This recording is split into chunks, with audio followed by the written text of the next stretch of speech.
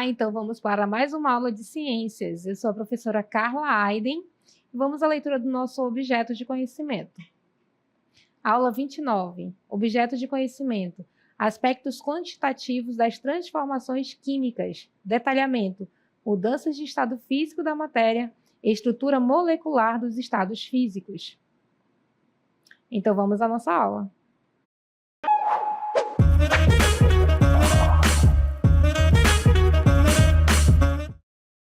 Então, a nossa aula de hoje vai falar sobre mudanças de estado físico da matéria. Então, vamos começar com o conceito de matéria. Matéria é tudo que existe. Pode ser o corpo de um ser vivo, pode ser o objeto que você está segurando agora, uma caneta, um lápis, e também pode ser uma estrela ou um planeta. Ou seja, tudo que tem massa e ocupa lugar no espaço é matéria. Então, essa matéria que forma toda a natureza, ela passa por transformações, sejam elas químicas ou físicas. E o objeto da nossa aula de hoje é justamente as mudanças físicas. Então, a matéria na natureza, ela não está inerte, ela está sempre, constantemente passando por transformações. Entre essas transformações estão as mudanças físicas, que alteram não apenas, na verdade, que vão alterar apenas a forma, o estado físico e a aparência de uma substância, sem mudar o que ela realmente é. Um exemplo disso é a água.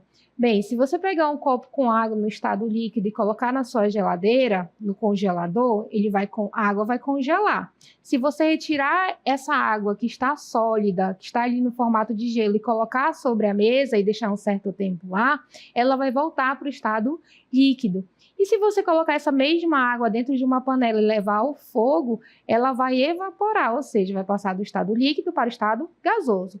Mas em alguma dessas transformações, a água deixou de ser água, ou seja, teve alguma mudança na sua estrutura química?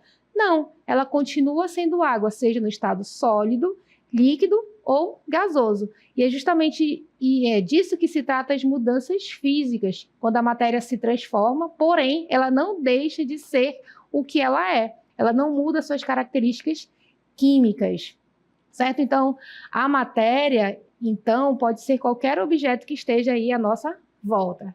Então, vamos à nossa cartela. Bem, as mudanças de estado físico da matéria. Elas ocorrem quando a energia de um material é alterado. Que energia é essa que vai alterar o estado físico da matéria? No caso, é o calor, que é uma energia em trânsito, que passa de um corpo para outro. Então, é esse calor, é essa energia que vai promover essa mudança física. Então, essa mudança vai ocorrer quando há o aumento ou a diminuição dessa temperatura que vai alterar ali o calor presente na matéria.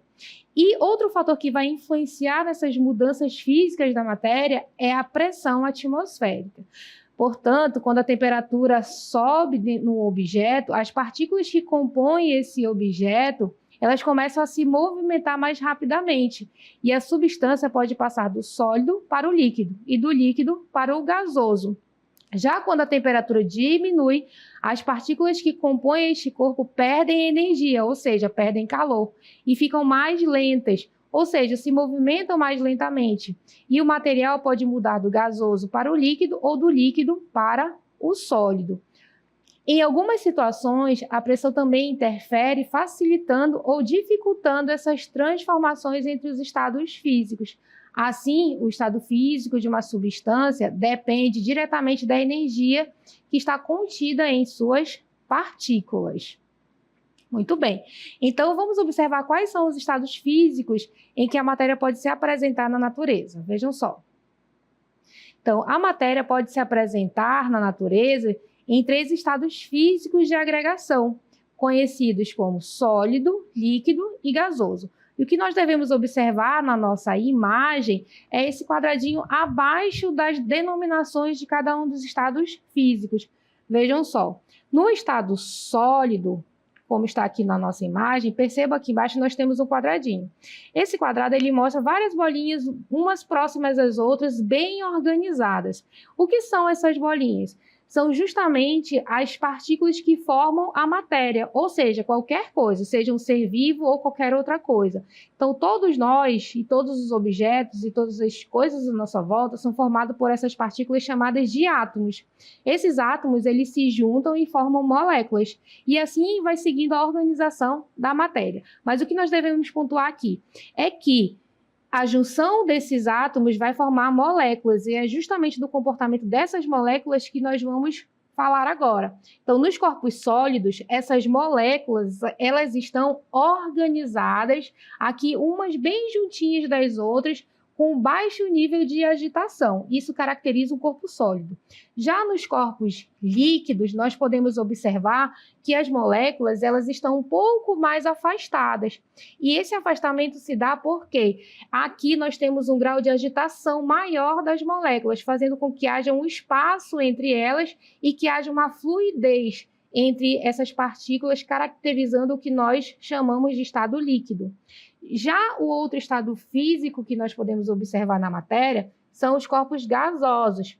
Nesse tipo de estado físico, o que nós temos? Vejam só, as moléculas, elas estão muito mais afastadas do que comparado com os outros estados físicos, seja ele sólido ou líquido. Então, aqui há muito espaço entre as moléculas e o nível de agitação dessas moléculas é muito alto, então fazendo com que os corpos gasosos tenham uma maior capacidade de expansão. Então, o que acontece? O estado de agregação, ou seja, de junção, ali, de aproximação, de proximidade entre essas moléculas, está diretamente ligado à proximidade, à liberdade de movimento e à energia que está contido nessas moléculas. Assim, quando as partículas ou moléculas estão muito próximas, elas quase não se movimentam. Então, a matéria vai apresentar o estado sólido. Já quando elas ficam um pouco mais afastadas e deslizam umas sobre as outras, aí nós temos o estado líquido. E quando essas moléculas elas estão bastante separadas e se movimentam de forma livre, a matéria se apresenta no estado gasoso. Então, esses estados físicos, eles vão refletir como as partículas estão agregadas em cada uma dessas situações, seja no estado sólido, no estado líquido ou no estado gasoso. Então, vamos observar aqui as características dos corpos sólidos. Vejam só.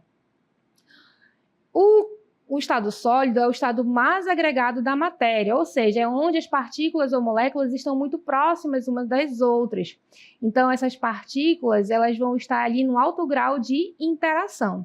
A matéria sólida apresenta volume e forma bem definido, sendo pouco compressível. E o que isso quer dizer? Quer dizer que a forma e o volume bem definido desses corpos é característico desse estado físico, porque estão associados à proximidade das partículas e à baixa agitação molecular, o que impede a alteração do formato. Por isso, um objeto sólido, como um cubinho de madeira, por exemplo, mantém o seu formato e ocupa o mesmo espaço, seja ele colocado sobre a mesa, dentro de uma caixa, ou sobre um livro, ou se você colocá-lo dentro de um objeto. Então, ele não vai se adaptar, digamos assim, ao ambiente, ele não vai se expandir, ele não vai se reduzir, ele vai manter sempre a forma e o volume bem definidos e não alterados. Então, essa é a característica de um corpo, seja ele qual for, no estado sólido. Então, vamos ao próximo estado físico da matéria, que são os corpos gasosos. Aqui, as partículas possuem baixa interação entre si, tendo maior nível de energia cinética. O que é energia cinética? É energia relacionada ao movimento. Então, nós vimos ainda há pouco que, dependendo do estado físico, há uma movimentação das moléculas. Então, é justamente sobre essa energia cinética que nós estamos falando agora. E nos corpos gasosos, há uma alta energia cinética, ou seja, um alto grau de agitação, de movimentação das moléculas. Então, nos corpos gasosos, as partículas possuem baixa interação entre si, o que significa que elas quase não se atraem e têm liberdade para se movimentar em todas as direções. Como estão muito afastadas e agitadas, estão longe uma das outras, cada partícula ou cada molécula segue seu próprio caminho, chocando-se ocasionalmente umas com as outras, mas sem formar ligações fortes. Então, essa distância e pouca atração fazem com que as partículas tenham um alto nível de energia cinética, ou seja, muita energia de movimento, resultando em um elevado grau de agitação. Então, nesses corpos, portanto, né, diferentemente dos corpos sólidos, onde as partículas ficam muito próximas umas das outras, nos corpos gasosos, essas partículas elas se espalham amplamente, ocupando todo o espaço disponível dentro do recipiente que a contém. Consequentemente, o que acontece? Esses corpos que estão no estado gasoso, eles se expandem facilmente. Por exemplo, se fosse possível você pegar uma porção de fumaça e colocar dentro de um objeto quadrado, qual era o formato que essa fumaça iria tomar? Seria o formato do objeto quadrado, porque o gás ele se expande e assume a forma do recipiente que o contém, certo? Então, isso é uma característica dos corpos gasosos, ter volume e forma indefinido. Então, vamos ao nosso próximo estado físico. O estado líquido é um estado intermediário entre o estado sólido e o estado gasoso. Então, nós temos ali um nível de agregação, ou seja, de proximidade entre as moléculas, que fica entre os dois outros estados físicos da matéria. Então, aqui nos corpos líquidos, as partículas possuem maior grau de liberdade do que nos sólidos, porém, um menor grau do que nos corpos gasosos. Então, os corpos líquidos, o que acontece com eles? Eles não possuem forma definida, mas seu volume é bem definido. Então, a forma definida dos líquidos, ela está relacionada à movimentação fluida de suas partículas, que deslizam umas sobre as outras, permitindo que o líquido assuma a forma do recipiente em que é colocado. Então, da mesma maneira, se você pegar, por exemplo, 300 ml de água e colocar dentro de um copo, ainda há pouco, como eu falei, quadrado, ele vai assumir a forma de um quadrado. Se você colocar esse mesmo 300 ml dentro de um corpo cilíndrico, a água vai tomar a forma do corpo cilíndrico, porque os líquidos têm aí esta característica. Já o volume desses corpos é definido porque, mesmo com essa mobilidade, as partículas permanecem próximas, mantendo sempre a mesma quantidade do espaço ocupado por este corpo. Então, os líquidos não possuem forma definida, mas seu volume é bem definido. Então, vamos ao quarto estado físico da matéria? Bem, o quarto estado físico da matéria existe, ele chama-se plasma.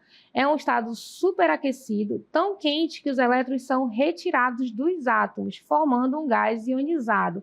Então, como nós vimos ainda há pouco, os átomos são justamente essas pequenas partículas que formam toda a matéria. E o que são os elétrons? O elétron é uma partícula subatômica e no estado de plasma, esses elétrons eles são arrancados desses átomos, portanto, formando um gás ionizado. Então, quando a temperatura é muito alta, as partículas passam a se movimentar com muita rapidez.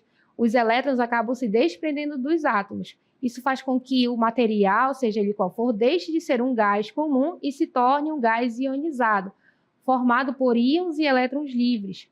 Por esse motivo, o plasma é muito energético, conduz eletricidade e emite luz. Um exemplo desse tipo de estado físico é encontrado nas estrelas, por exemplo, o nosso Sol.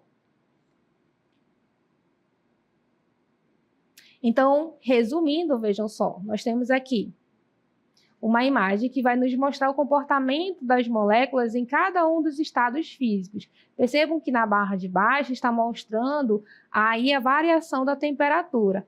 Quando a barra mostra ali embaixo a coloração azul, está indicando uma menor temperatura. Conforme ela vai progredindo, nós temos a coloração vermelha, indicando uma maior temperatura. E é justamente essa mudança de temperatura que vai atuar sobre os estados físicos. Então, percebam comigo que na imagem, onde está a barra azul, indica o estado sólido. Conforme vai progredindo, vai mudando do sólido para o líquido, do líquido para o gasoso e do gasoso para o plasma. Então, resumindo, nos sólidos, a temperatura é baixa e não fornece energia suficiente para que as partículas se movimentem além de pequenas vibrações. Por isso, elas permanecem presas, por assim dizer, umas às outras. Já nos líquidos, com o aumento da temperatura, as partículas ganham energia e passam a deslizar umas sobre as outras. o que permite que o líquido assuma a forma do recipiente que o contém. Já nos corpos gasosos, a temperatura ainda mais alta faz com que as partículas se movam livremente e se espalhem por todo o espaço disponível. E, por fim, no plasma, a temperatura é tão elevada que as partículas se movem com tanta intensidade que os átomos acabam se separando, liberando aí, então, os elétrons e formando o gás ionizado. Bem, agora vamos observar as mudanças de estados físicos da matéria. Vejam só. Então, nós estávamos falando das características dos estados físicos. Agora vamos falar das mudanças que ocorrem entre esses estados físicos.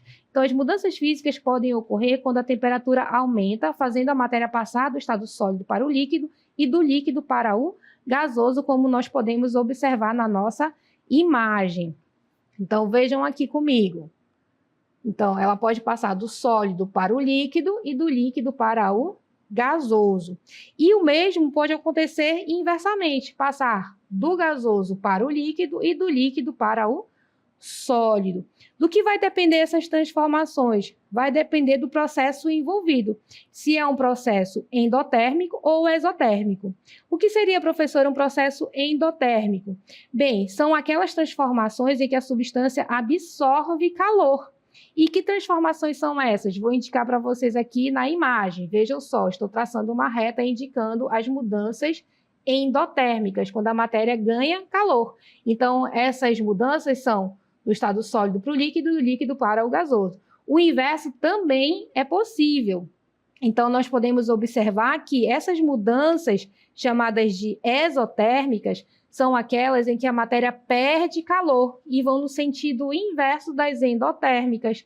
Então, essas transformações vão marcar a mudança do estado gasoso para o líquido e do líquido para o sólido. Então, vejam só. Vamos falar da primeira mudança de estado físico. Então, vamos falar da fusão, que é a passagem do estado sólido para o estado líquido, que é um processo endotérmico, como nós falamos ainda há pouco, e na nossa imagem ela está identificada aqui onde eu estou mostrando para vocês, certo?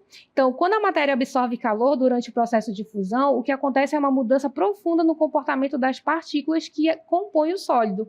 À medida que o calor é recebido, as partículas passam a vibrar com mais intensidade, pois ganham energia. Essa maior movimentação faz com que as forças que mantêm as partículas rígidas organizadas no estado sólido sejam parcialmente vencidas. Muito bem. Então, vamos ao à nossa próxima mudança de estado físico. Vejam só, que é a vaporização. A vaporização é a passagem do estado líquido para o estado gasoso, como eu estou indicando aqui para vocês na imagem. Então, o que acontece nessa transformação? Nessa transformação, a matéria ela vai ganhar calor e vai passar por essa mudança física. Uma característica da vaporização é que ela pode acontecer de 3 formas distintas, vejam só. Ela pode ocorrer na forma de evaporação, de ebulição e de calefação. O que difere uma da outra, já que todas elas marcam a passagem do líquido para o gasoso, é a velocidade com que essa transformação acontece. Então, essa velocidade vai diferir a evaporação, da ebulição e da calefação. Vamos observar cada uma delas. Então, na evaporação, a mudança ela é lenta e gradativa e ocorre em temperaturas abaixo do ponto de ebulição da matéria. Já a ebulição em si, ela ocorre quando a pressão de vapor é igual à pressão atmosférica. Então, esse tipo de transformação é uma mudança rápida, diferente da evaporação. Já na calefação, nós temos uma mudança praticamente instantânea, ou seja, a matéria muda rapidamente de um estado físico para o outro, sendo que marca a calefação é o chiado da matéria. Você já teve a experiência de deixar uma panela no fogo, esquecer ela lá um pouquinho e jogar água em cima? O que aconteceu? Ela chiou, a água pulou. Então, isso é uma característica dessa mudança de estado físico da matéria, que é a calefação, certo? Bem, Nossa próxima mudança seria a condensação. Ela é caracterizada pela passagem do estado gasoso para o estado líquido, também um processo exotérmico. Então, neste tipo de processo, o que acontece? É o inverso. Aqui temos a perda de calor, vejam só, indicando aqui na nossa imagem a condensação, que também pode ser chamada de liquefação. Então, aqui nós estamos retornando para o estado líquido. Bem, vamos avançar para a nossa próxima cartela. Vejam só. A próxima mudança de estado físico que nós vamos falar agora é a solidificação, que é a passagem do estado líquido para o estado sólido. Aqui também temos uma mudança exotérmica, ou seja, a matéria, para passar por essa transformação, ela precisa perder calor. E eu estou indicando aqui para vocês a mudança que está acontecendo aqui na nossa imagem. Bem, seguindo com as nossas cartelas, vejam só. A próxima mudança de estado físico que vamos analisar é a sublimação, que é a passagem direta do estado sólido para o estado gasoso. Também um processo aqui, no caso, endotérmico, onde a matéria ela vai ganhar calor. Esse processo de sublimação, que é a passagem direta do estado sólido para o estado gasoso, ele pode também ocorrer ao inverso, que é quando o corpo passa do estado gasoso direto para o estado sólido. Só que aqui ele não é chamado mais de sublimação, mas de ressublimação ou deposição. O que vai diferir a sublimação da ressublimação é justamente se é um processo endotérmico ou exotérmico. No caso da sublimação, ele é endotérmico. Já da ressublimação, é exotérmico. Então, essas são as transformações que a matéria pode passar aí ao longo das suas transformações físicas. E retomando a ideia de que durante essas mudanças a matéria ela se altera quimicamente, ela não deixa de ser o que é a princípio. Então, vamos observar aqui na nossa imagem a sublimação. Vejam só, a passagem do sólido para o gasoso e a ressublimação, que é a passagem do gasoso para o líquido. E o que essas transformações têm em comum? É a ausência da passagem pelo estado líquido durante essa transformação. Muito bem. Bem, vamos falar agora sobre as estruturas moleculares. Então, eu falei para vocês no início da aula que a matéria ela é composta por pequenas estruturas, que são os átomos. Essas estruturas elas se juntam e formam moléculas. Então, é sobre essas moléculas que nós vamos falar agora. Então, para nós compreendermos essas estruturas moleculares, nós precisamos antes retomar alguns conceitos básicos, que, como eu falei ainda há pouco para vocês, que são os átomos, que são as menores unidades que compõem a matéria. Eles funcionam como pequenos blocos de construção. Imagina, para você construir uma parede de concreto, você precisa de tijolos, que são essas pequenas partes que compõem a parede. Então, para você construir qualquer coisa que existe, você precisa de átomos, que são essas pequenas estruturas que compõem toda a matéria. Então, quando dois ou mais átomos se unem, eles formam moléculas, que podem ser constituídas por átomos iguais ou átomos diferentes. E, por fim, quando muitas moléculas iguais se repetem e se juntam, elas vão formar uma substância. Então, um exemplo disso é a água, que é formada por moléculas compostas por dois átomos de hidrogênio e um átomo de oxigênio, resultando então na molécula de H2O. Tenho certeza que você já ouviu falar sobre esta molécula. Então, quando nós estávamos falando sobre as mudanças físicas, era justamente sobre o comportamento dessas moléculas na água.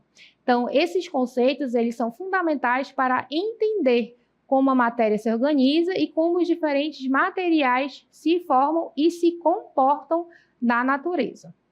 Vamos, então, observar as estruturas moleculares.